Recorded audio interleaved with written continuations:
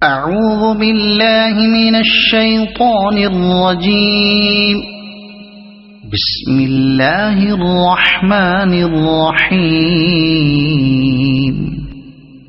الحمد للہ الذی انزل على عبده الكتاب ولم يجعل له عوجا۔ تعریف اللہ کے لیے ہے جس نے اپنے بندے پر یہ کتاب نازل کی اور اس میں کوئی ٹیڑھ نہ رکھی، یعنی نہ اس میں کوئی اینچ پینچ کی بات ہے جو سمجھ میں نہ آ سکے، اور نہ کوئی بات حق و صداقت کے خط مستقیم سے ہٹی ہوئی ہے جسے ماننے میں کسی راستی پسند انسان کو تامل ہو۔ قیما لینذر بأسا شدیدا من لدنہ ویبشر المؤمنین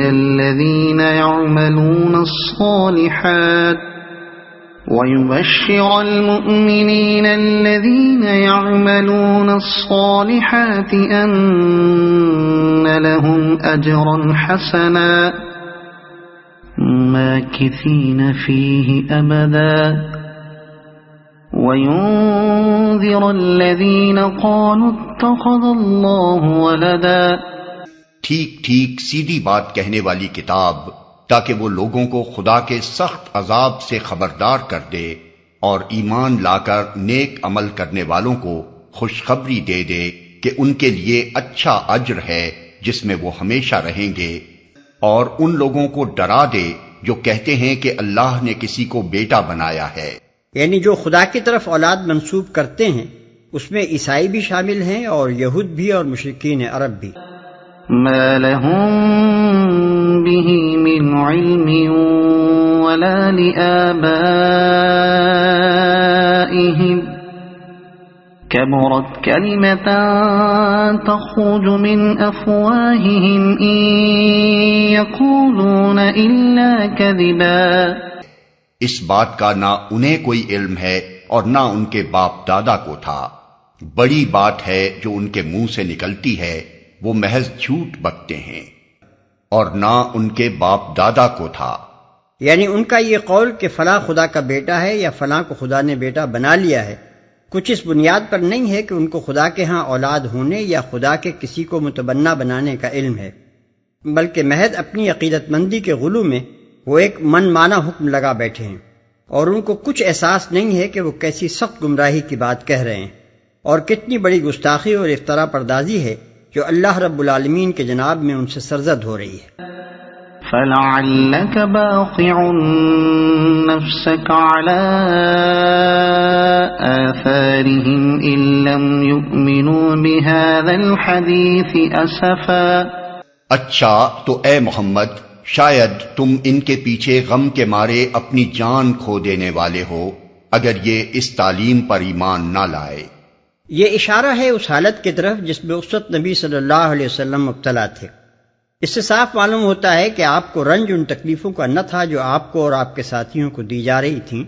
بلکہ جو چیز آپ کو اندر ہی اندر کھائے جا رہی تھی وہ یہ تھی کہ آپ اپنی قوم کو گمراہی اور اخلاقی پستی سے نکالنا چاہتے تھے،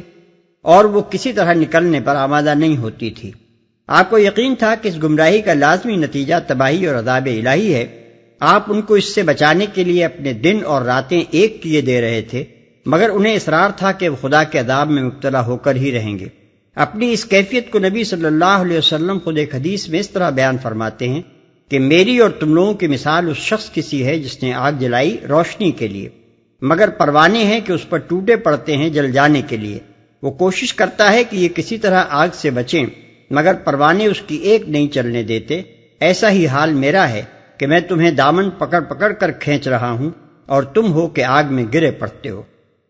بخاری و مسلم۔ نیز تقابل کے لیے ملاحظہ ہو الشعراء آیت 3۔ اس آیت میں بظاہر تو بات اتنی ہی فرمائی گئی ہے کہ شاید تم اپنی جان ان کے پیچھے کھو دو گے، مگر اسی میں ایک لطیف انداز سے آپ کو تسلی بھی دے دی گئی کہ ان کے ایمان نہ لانے کی ذمہ داری تم پر نہیں ہے۔ اس لیے تم کیوں اپنے آپ کو رنج و غم میں گھلائے دیتے ہو؟ تمہارا کام صرف بشارت اور انذار ہے، لوگوں کو مومن بنا دینا تمہارا کام نہیں ہے، لہذا تم بس اپنا فریضہ تبلیغ ادا کیے جاؤ، جو مان لے اسے بشارت دے دو، جو نہ مانے اسے برے انجام سے متنبہ کر دو۔ إنا جعلنا ما على الأرض زينة لها لنبلوهم أيهم أحسن عملا وإنا لجاعلون ما عليها صعيدا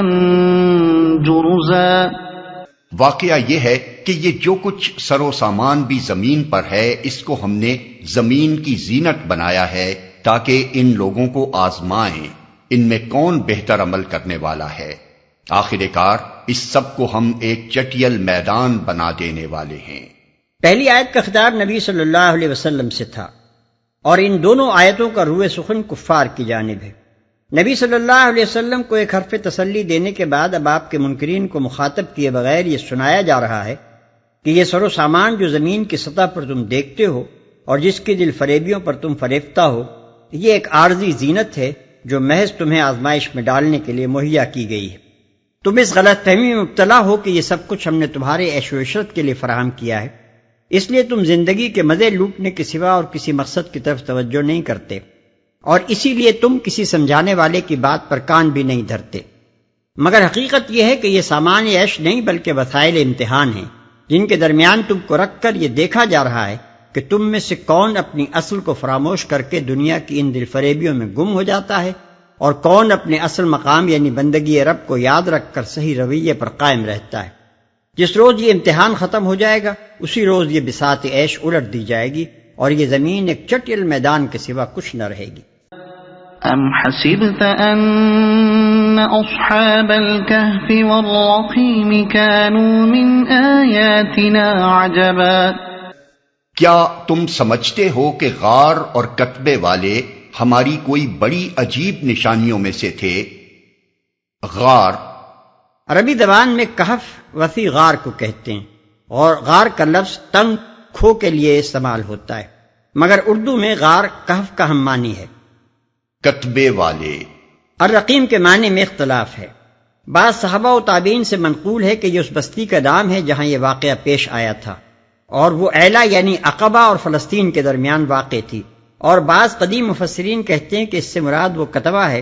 جو اس غار پر اصحاب کہف کی یادگار میں لگایا گیا تھا۔ مولانا ابوالکلام آزاد نے اپنی تفسیر ترجمان القرآن میں پہلے معنی کو ترجیح دیے اور یہ خیال ظاہر کیا ہے کہ یہ مقام وہی ہے جسے بائبل کی کتاب یشوع باب 18 آیت 27 میں رقم یا راقم کہا گیا ہے۔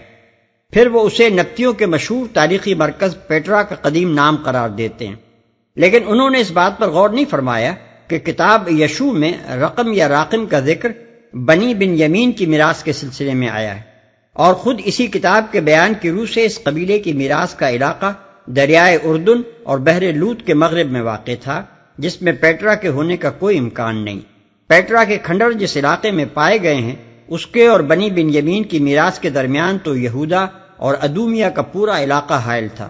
اسی بنا پر جدید زمانے کے محققین آثار قدیمہ نے یہ بات ماننے میں سخت تعامل کیا ہے کہ پیٹرا اور راقم ایک چیز ہیں۔ ملاحظہ ہو انسائکلوپیڈیا بریٹانیکا طبع 1946 جلد 17 صفحہ 658۔ ہمارے نزدیک صحیح بات یہی معلوم ہوتی ہے کہ رقیم سے مراد کتبہ ہے۔ ہماری کوئی بڑی عجیب نشانیوں میں سے تھے، یعنی کیا تم اس خدا کی قدرت سے جس نے زمین و آسمان کو پیدا کیا ہے اس بات کو کچھ بعید سمجھتے ہو کہ وہ چند آدمیوں کو 200-300 برس تک سلائے رکھے اور پھر ویسا ہی جوان و تندرست جگہ اٹھائے جیسے وہ سوئے تھے؟ اگر سورج اور چاند اور زمین کی تخلیق پر تم نے کبھی غور کیا ہوتا تو تم ہرگز یہ خیال نہ کرتے کہ خدا کے لیے یہ کوئی بڑا مشکل کام ہے۔ إذ أوى الفتية إلى الكهف فقالوا ربنا آتنا من لدنك رحمة وهيئ لنا من أمرنا رشدا فضربنا على آذانهم في الكهف سنين عددا